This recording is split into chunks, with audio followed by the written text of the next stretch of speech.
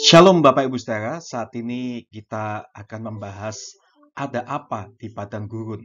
Kenapa Yesus dibawa ke sana dan kenapa terkadang kita umat Tuhan itu juga dibawa ke dalam yang namanya padang gurun. Nah, kita melihat dulu di dalam Markus 1 ayat 12 sampai 13, pencobaan di padang gurun. Segera sudah itu Roh memimpin dia ke padang gurun. Di padang gurun itu ia tinggal 40 hari lamanya, dicobai oleh iblis.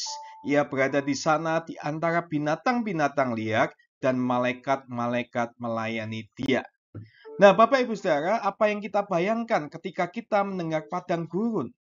Gambaran yang ada di benak kita mungkin sangat beragam, tergantung pada pengalaman dan pengetahuan kita tentang padang gurun itu.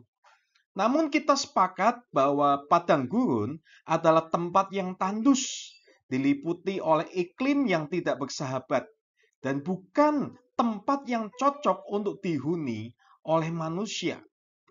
Lalu, mengapa Roh Kudus membawa Yesus ke padang gurun? Dan mengapa kita perlu mengalami momen-momen padang gurun juga di dalam kehidupan kekristenan kita, Bapak Ibu Saudara? Ketika kita memiliki gambaran tentang padang gurun, kita dapat berpikir tentang hutan hijau atau taman yang subur sebagai kebalikan. Faktanya, Alkitab memberikan dua gambaran ini, taman dan padang gurun, sebagai dua tempat yang kontras. Adam dan Hawa pada awalnya tinggal di taman yang sempurna dengan segala kenikmatannya. Mereka memiliki makanan terbaik, tempat teraman, dan yang paling penting, Tuhan bersama mereka.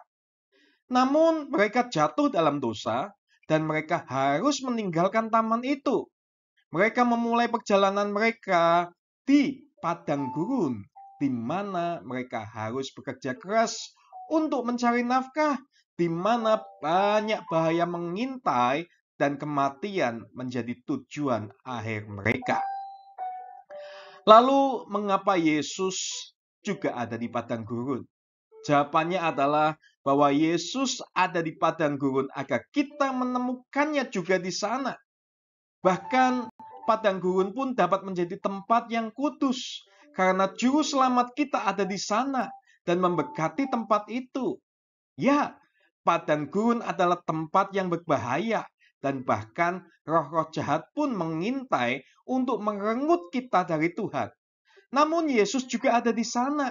Kehadirannya membuat tempat yang paling jelek sekalipun di dunia ini menjadi tempat yang indah dan kudus, Bapak Ibu Saudara.